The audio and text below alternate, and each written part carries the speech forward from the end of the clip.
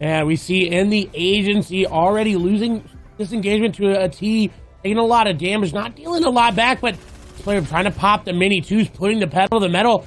We do see Atlantis' magic going to go down. Two's trying to take opportunities there. Is that player popping the bandage bazooka? It seems like more shots going through. This player is not long for the game as the pressure just keeps coming up. Two's gets shot though, almost going down, and Coolest Carrot staying cool, but unfortunately falling early.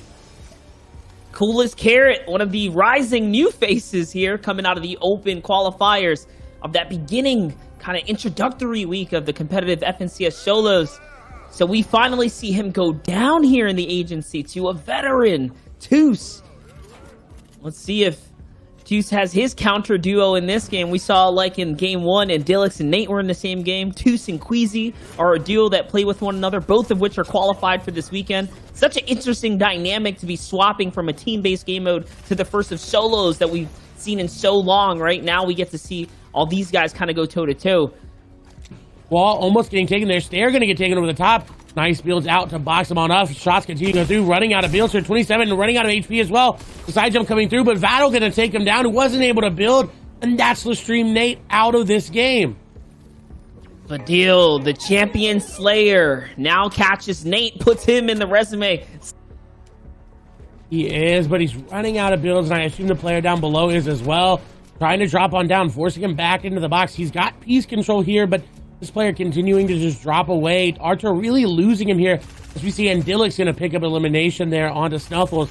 That's really good there for him. A very, very good solo player, so we'll keep tracking that in story throughout. But Archer right now is looking a little bit lost and trying to track out where this player is.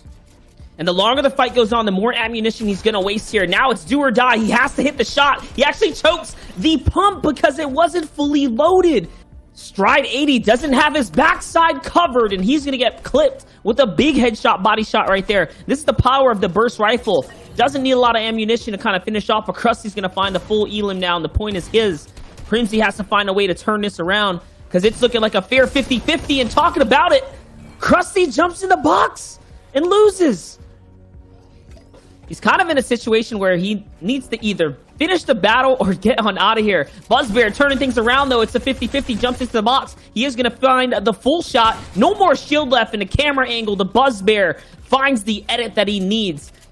He wants to find the harpoon pool. You know, Clay, you're very familiar with the harpoon. That's 75 body damage to pull all the way across now. And he's going to jump in the box with it. He doesn't care. Breaks the builds, and it's his. And that's exactly how you do it. You start off with the pool, it disorients him. Then you get in the box, it's a one hit on that floor.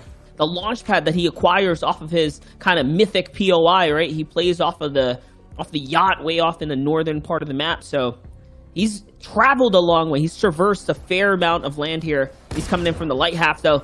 Here's Buzzbear. Buzzbear, man, the respect that he has for the lobby is nothing because he's pushing everyone. He doesn't care who you are. If you're in his game, he wants the fight. He wants the action. He already has an elimination. See how he's going to play this one out, Clay. And you said it doesn't matter to him who's in his lobby. He is running through everyone. He wants to get eliminations. As we see FlyPie up here on the high ground. Does have a good inventory to make this happen, but he's running out of builds. As we saw, Buzzbear nowhere near running out. A nice stair flip, though. FlyPie going to get a lot of damage off there, but Buzzbear able to hold the wall for the time being. Nice usage of that wall to go around the side there. He's going to take it in. He gets the cone as well. He's got the harpoon out, maybe trying to get into the player's box. Very good at getting in.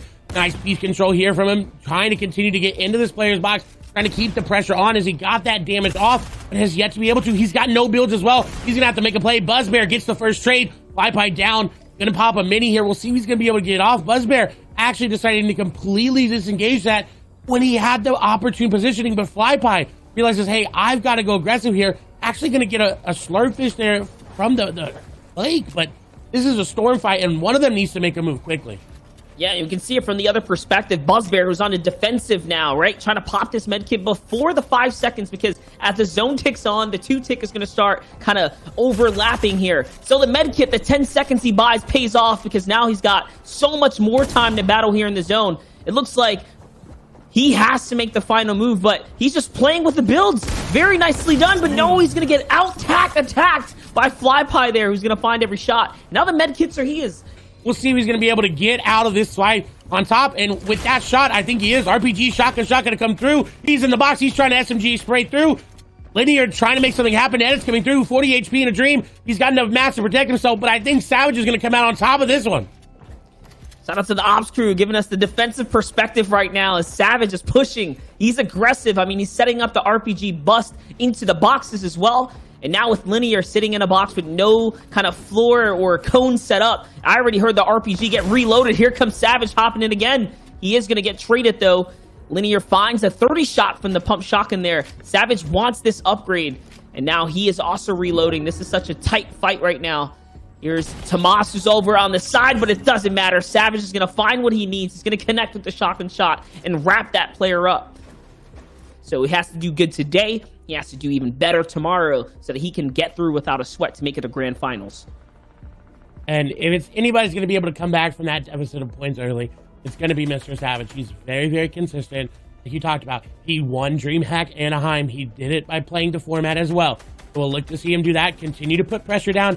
If Storm Surge does become a thing here in these zones, he's going to have more than enough tags. He's not going to need to worry, as we are going to see Mr. Savage take out EMX XR in rotation, and that's perfect. He's got the harpoon out as well, so he can grab the loot if he wants to. Someone actually going to yoink it up there, so he's not going to be able to capitalize on it. But elimination now going to set him up for an easier rotation, because now he just have to rotate onto that player.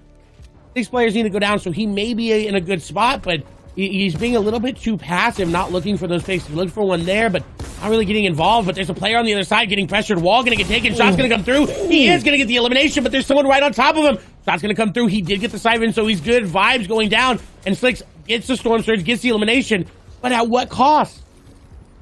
Will a community launch pad be put out? I heard one up above. He heard it as well. He's hunting for it now. He's kind of in the zone here. Let's see if Slicks can find one. He's going to find an elimination. The siphon's going to come in. And now he's back in the running. Another flopper as well for Slicks.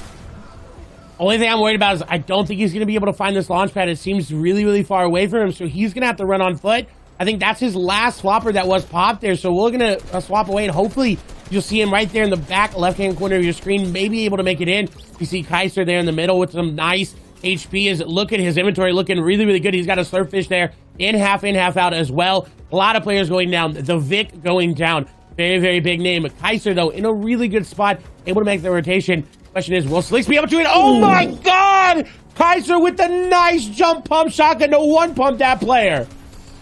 This is looking like chapter 1 as we are on the mountainside once again here. The elevation change. You only get to see it when we come down this far south.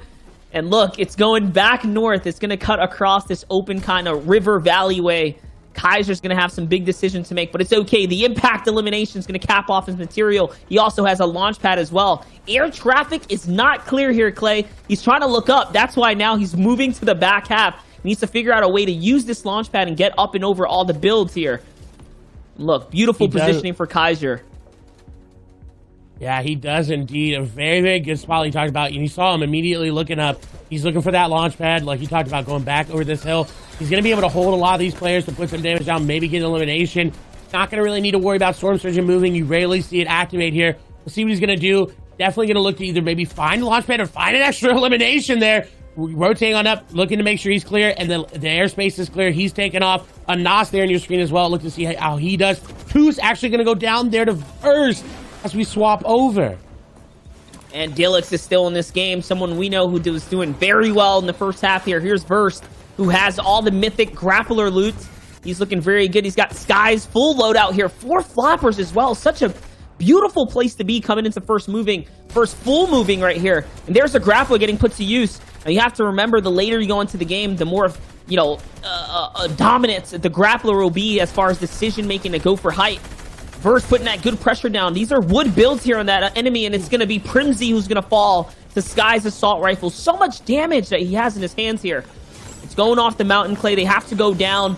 This is a treacherous rotate for any player to make. And if you look right there, Slicks did make it out, so he is in this in-game as well. As we hop over to Kaiser, I'm really worried about his amount of materials, as Rifle is going to go down, X-Squeeze is going to go down, and Nos is going to go down to Andilix.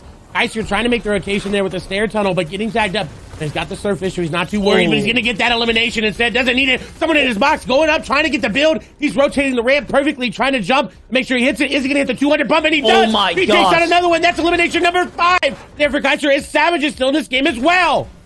It's the bailout card. Kaiser's going to hit all the pumps that he needs. He even has the slurpfish to go with it, so he is going to be able to bounce back. Love that he decides to pop the minis first. He's playing for full optimization here now. He has to cut his way through the low ground, Clay. It's 15 players remaining. Things are only getting stiffer and stiffer here. 5 builds for him. He needs another one. Can he find the miracle pump? Once again, he is going to find it. He connects. He finds another player. Clay, he is on fire right now as he gets taken out. 6 eliminations. Still a great game. It's top 10. He was on fire, but Zerox put him out. Shots coming through. Zerox gonna hit a nice shot there. Dodges the second shot, and he is gonna get the elimination there on a Paler. And like you talked about, a top 10 scenario, so placement points gonna be very, very, very valuable here. You see a nice tunnel through there. Gonna find a nice spot to take some minis. There's Zerox here looking really, really decent on the low ground, but he's going to need to find another one. And Dilix in this game as well. Shots going to come through. He may pick up that one, and he does pick up that elimination. Unfortunately, dropping down, he takes Martine down. We'll see if he's going to be able to take the player just on the other side, trying to get shot from underneath. Is able to use the last little bit of his builds to try to box up. Shots coming through. Not going to get in. He's denying everything right now, but I don't think he's going to be able to get out of this one. It's going to be very, very close. This is an exciting fight here. Xerox has a lot of decision to make. He's going to eat the rocket launcher as it comes in from up atop. It's Otab, and he is wiping up the lobby now, and Dreda falls, and it's Scrib. It's just a good old-fashioned 1v1 here. Lestream, Vato, who actually had his name there. It's the rocket pump combo. Can he find a last shot? He chokes every shot, and he gets taken out by Scrib. GG Clay. That was a phenomenal endgame. Take a look at the current standings to see how things are going for the players. Ken Yachi, 114 points, 12 eliminations, and the 2 victory royales. We saw that, so we didn't get to see game 1.